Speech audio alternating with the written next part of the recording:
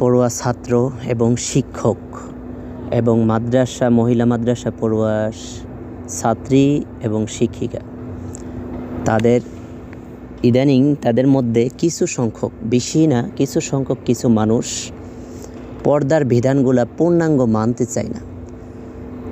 তো তাদেরকে দেখে সমাজ অথবা জাতি অথবা মহল্লার মানুষ, পাড়া প্রতিবেশী, তাদেরকে দেখে মানুষ শিখবে। আফসোস লাগে, আক্ষেপ লাগে ওই সমস্ত শিক্ষক এবং ছাত্রদের জন্য এবং ওই সমস্ত মহিলা মাদ্রাসার ছাত্রী এবং শিক্ষিকাদের জন্য যে অনেকেই দেখা যায় যে মার্কেটে অথবা বাজারে অথবা গ্রামে অথবা তারা যে পাড়া প্রতিবেশীদের মধ্যে বসবাস করে তাদের মধ্যে অনেক সময়ই দেখা যায় যে তারা পূর্ণাঙ্গ পর্দা করতে চায় না, কিছু সংখ্যক মানুষ। তো আমি একটা জিনিস সবচেয়ে আশ্চর্য লাগে, যে খারাপ লাগে, যে তাদের থেকে জাতি শিখবে, মানুষ শিখবে, সমাজ শিখবে। তো তারা যদি মাদ্রাসা পড়াশোনা শেষ করার পরেও, কোরআন সুন্নাহর ইলম জ্ঞান অর্জন করার পরেও কমাস কম তারাই যদি পূর্ণাঙ্গ পর্দা না করতে চায় বা না করে, এই বিধান সঠিকভাবে না মানে, তাহলে তাদের থেকে মানুষ কীভাবে শিখবে? তারা মানুষকে না শেখাইতে পারো, কমাস কম তো বিশেষ করে সে নিজে যেহেতু এলেম শিখছে, কোরআন সুন্নাহর এলেম শিখছে, সে কমাস কম তো সে নিজের পর্দাটা সে পূর্ণাঙ্গভাবে করবে, তাই না? সেই বিধান অনুযায়ী চলবে, আল্লাহর হুকুম আহকাম অনুযায়ী। বিশেষ করে পর্দার বিষয়টা ইদানিং অনেক মাদ্রাসা পড়ুয়া ছাত্রী এবং শিক্ষিকাদের মধ্যে দেখা যায়। আর মাদ্রাসা পড়ুয়া ছাত্র এবং শিক্ষক কেন বলছি, যে তাদের মধ্যে অনেকে দেখা গেছে ছাত্র বয়সে বিয়ে করে, তাদের বউদেরকে অনেক পূর্ণাঙ্গ অনেকে পর্দা করায় না। আফসোস লাগে, কেন আপনি তাদেরকে এই বিধানটা আপনি ভালোভাবে তাদেরকে পরিচালনা করতে পারেন না?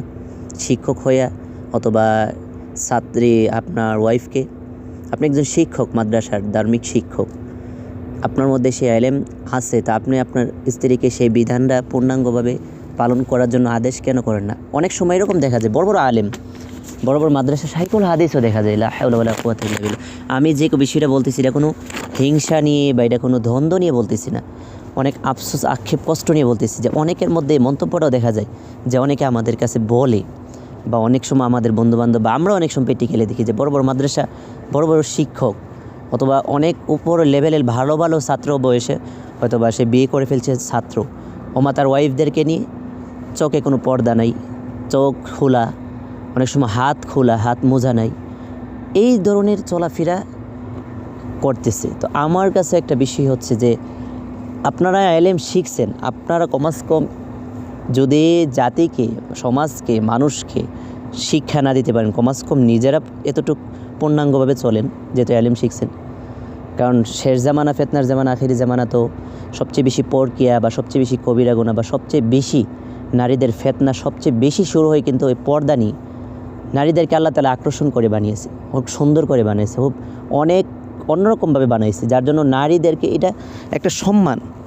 অনেক নারীরা মনে করে যে এটা যেমন তাদের মধ্যে একটা আযাব, বা তাদের মধ্যে যেমন এটা একটা অস্বাধীনতা, বা তাদের মধ্যে, আরে তোমাদেরকে আল্লাহ তাআলা এতটাই সম্মানিত করছে যে তোমরা যেন সুন্দরভাবে তোমাদের সৌন্দর্যটা, তোমাদের সম্মানটা, তোমাদের নিজের দেহটা এমনভাবে তোমরা সেফটি করে রাখো।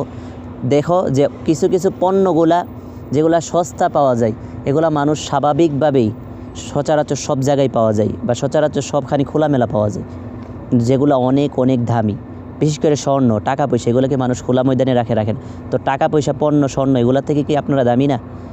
টাকা পয়সা, স্বর্ণ, গয়নাকে আল্লাহ তাআলা পর্দার বিধানে বলে নাই, বলছে সেফটি রাখার জন্য। আর আপনাদেরকে এতটাই সেফটির কথা বলছে যে সেফটি আপনার টাকা পয়সা, স্বর্ণ, গয়না, অর্থ সম্পদ তার চেয়ে কোটি কোটি গুণ বেশি মহামূল্যবান একটা মহামূল্যবান আপনাদের শরীর। আপনাদেরকে আল্লাহ তাআলা এত সম্মানিত, এখানে আপনারা খুশি হওয়ার কথা, গর্ব, নিজেকে নিজে অনেকটাই সম্মানিত মনে করে হাসি খুশি থাকার কথা, গর্ব করার কথা যে আল্লাহ তাআলা আমাদেরকে এত সম্মান, এত সেফটি দেন। হ্যাঁ, অনেক আছে মাদ্রাসা, কিন্তু মাদ্রাসা নিয়ে কেন বললাম, যে ইদানিং এই জিনিসটা দেখার কারণে অনেক মানুষ আমাদেরকে মন্তব্যগুলো করার কারণে বিষয়টা বললাম। যাক, আল্লাহ তাআলা প্রত্যেকটা মানুষকে সহি বুঝ এবং জেনে শুনে বুঝে সুন্দরভাবে আমল করতে পারে। আমি আফসোস হয় যে এলেম শিক্ষার পরে জাতিকে না শিখাইতে পারো, সমাজকে না শিখাইতে পারো, কমাস কম তুমি নিজে চলার চেষ্টা করো। কারণ তোমাদের থেকে নিয়ে তোমরা যদি কোনো সময় উল্টাপাল্টা চলো তো মানুষ, জাতি এগুলা নিয়ে সবাইকেই নিয়ে কমাস কম কটূক্তি করার চেষ্টা করি। আর আমার একটা বিষয় হচ্ছে, আমি একটা বিষয় প্রত্যেকটা আমার একটা বিষয় আমি বলি যে দেখেন, মাদ্রাসা পড়লেই যে এলেম অর্জন করলেই বা শিক্ষক বা শিক্ষিকা বা মহিলা মাদ্রাসা পড়াশোনা করছে ছাত্রী অথবা শিক্ষিকা, তারা যে এলেম শিখলেই বা হাফেজ হইলেই বা আলেম হইলেই যে আমল করবে, আখলাক ঠিক থাকবে, পূর্ণাঙ্গ ইসলাম মানবে, এমন না।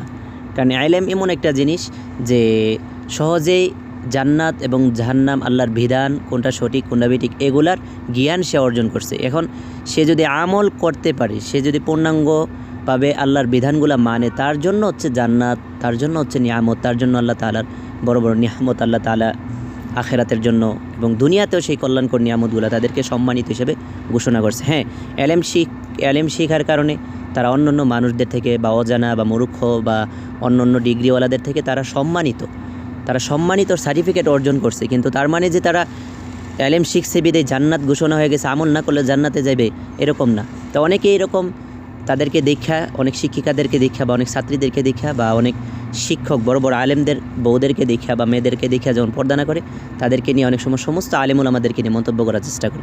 তো এই সমস্ত আমপাবলিকদেরকে আমি বলি যে এগুলো কখনো করবেন না। কারণ আমল, আখলাক এগুলো হচ্ছে ব্যক্তিগত, নিজেদের মধ্যে যারা ফিট করবে বা পূর্ণাঙ্গ আল্লাহর বিধান মানবে, এটা তাদের মধ্যে তাদের সীমাবদ্ধ। কয়েকজন করলো না, এটা সবাই দোষী না, কখনো এগুলা করা যাবে না। এগুলা থেকে সবাই বিরত থাকার চেষ্টা করবেন, এই কথাগুলা মুখে নিয়ে আসবেন না। যাক, আল্লাহ তাআলা সকলকেই বোঝার তৌফিক দান করুক।